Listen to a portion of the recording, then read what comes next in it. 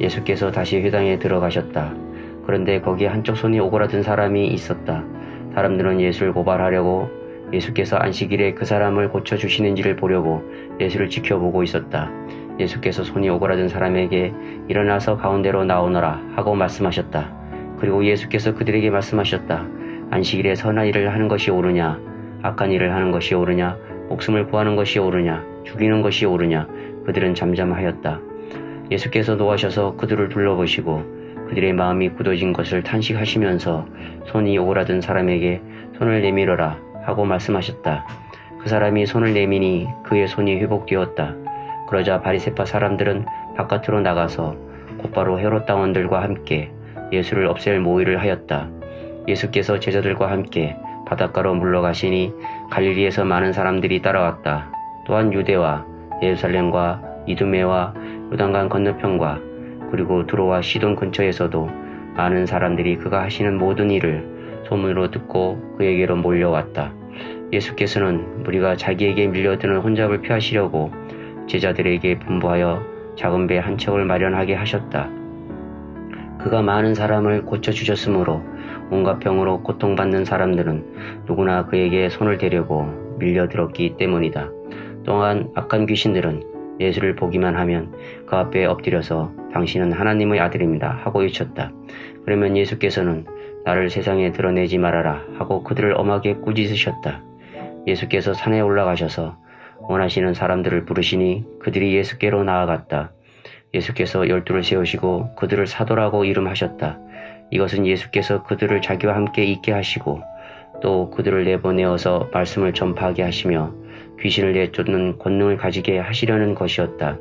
예수께서는 12를 임명하셨는데 그들은 베드로라고 이름을 지어주신 시몬과 천둥의 아들을 뜻하는 보아너게라는 이름을 지어주신 세데베의 아들 야고보와 그의 동생 요한과 안드레와 빌립과 바들로메와 마테와 도마와 알페오의 아들 야고보와 다데오와 가난한 사람 시몬과 예수를 넘겨준 가롯 유다이다. 집에 들어가시니 우리가 다시 모여들어서 예수의 일행은 음식을 먹을 겨를도 없었다. 예수의 친척들이 예수가 미쳤다는 소문을 듣고서 그를 붙잡으러 나섰다.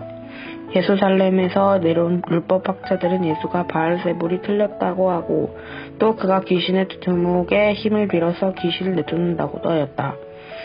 그래서 예수께서 그들을 불러서 비유로 말씀하셨다. 사탄이 어떻게 사탄을 내쫓을 수 있느냐? 한 나라가 갈라져서 싸우면 그 나라는 버틸 수 없다. 또 한 가정이 갈라져서 싸우면 그 가정은 버티지 못할 것이다. 사탄이 스스로에게 반란을 일으켜서 갈라지면 버틸 수 없고 끝장이 난다. 먼저 힘센 사람을 묶어놓지 않고서는 아무도 그 사람의 집에 들어가서 세간은 털어갈 수 없다. 묶어놓은 뒤에 그 집을 털어갈 것이다. 내가 진정으로 너에게 말한다. 사람들이 짓는 모든 죄와 그들이 하는 어떤 비방도 용서를 받을 것이다. 그러나 성령을 모독하는 사람은 용서를 받지 못하고 영원한 죄에 매인다. 이 말씀을 하신 것은 사람들이 그는 악한 귀신이 들렸다 하고 말하셨기 때문이다. 그때 예수의 어머니와 형제들이 찾아와 바깥에 서서 사람을 들어보내어 예수를 불렀다.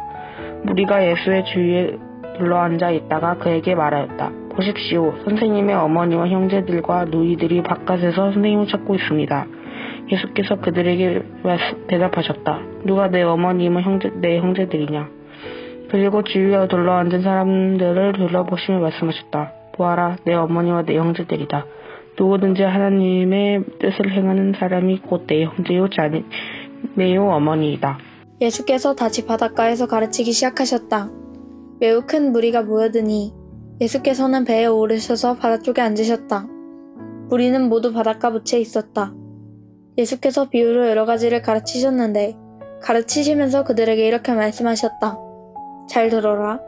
씨를 뿌리는 사람이 씨를 뿌리러 나갔다. 그가 씨를 뿌리는데 더러는 길가에 떨어지니 새들이 와서 그것을 쪼아먹었다.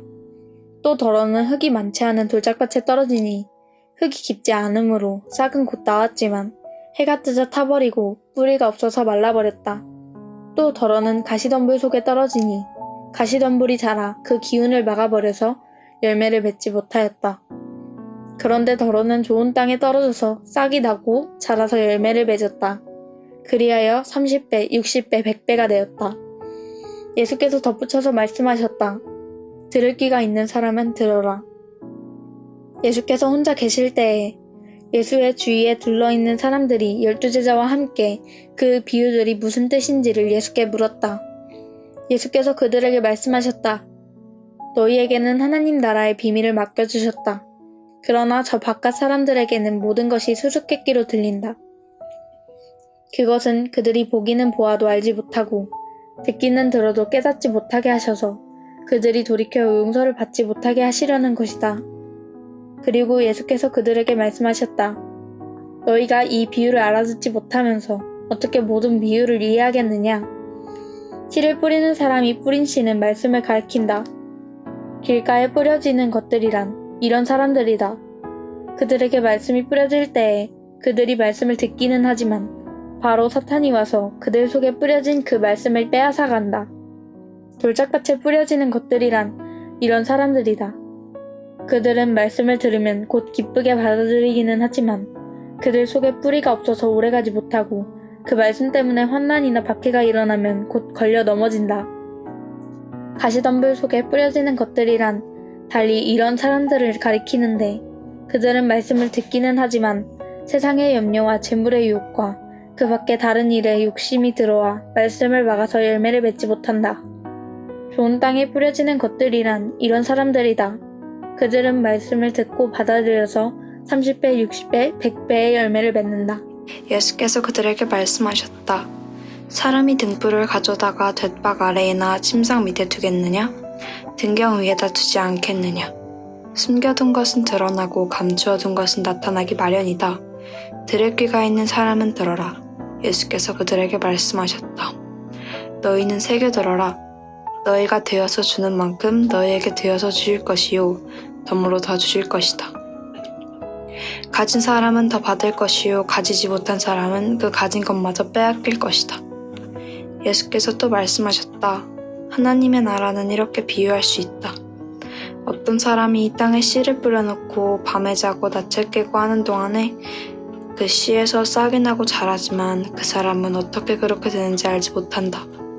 땅은 열매를 저절로 맺게 되는데 처음에는 싹을 내고 그 다음엔 이삭을 내고 또 그 다음에는 이삭에 알찬 나달을 뻗어낸다. 열매가 익으면 곧 나들된다. 추수 때가 왔기 때문이다. 예수께서 또 말씀하셨다.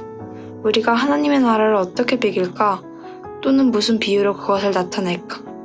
겨자씨와 같으니 그것은 땅에 심을 때에는 세상에 있는 어떤 씨보다도 작다. 그러나 심고 나면 자라서 어떤 풀보다 더 큰 가지를 뻗어 공중의 새들이 그 그늘에 깃들 수 있게 된다. 예수께서 그들이 알아들을 수 있을 정도로 이와 같이 많은 비유로 말씀을 전하셨다. 비유가 아니면 말씀하시지 않으셨으나 제자들에게 따로 모든 것을 설명해 주셨다. 그날 저녁이 되었을 때 예수께서 제자들에게 바다 저쪽으로 건너가자 하고 말씀하셨다. 그래서 그들은 무리를 남겨두고 예수께서 배에 계신 그대로 모시고 갔는데 다른 배들도 함께 따라갔다. 그런데 큰 광풍이 일어나서 파도가 배 안으로 덮쳐 들어오므로 물이 배에 거의 가득 찼다. 예수께서는 고물에서 베개를 베고 주무시고 계셨다. 제자들이 예수를 깨우며 선생님, 우리가 죽게 되었는데 아무렇지도 않습니까? 하고 말하였다. 예수께서 깨어나셔서 바람을 꾸짖으시고 바다더러 고요하고 잠잠해져라 하고 말씀하시니 바람이 그치고 아주 고요해졌다. 예수께서 그들에게 왜들 무서워하느냐? 아직도 믿음이 없느냐? 하고 말씀하셨다. 그들은 큰 두려움에 사로잡혀 서로에게 말하기를 이분이 누구이기에 바람과 바다까지도 그에게 복종할까? 하였다.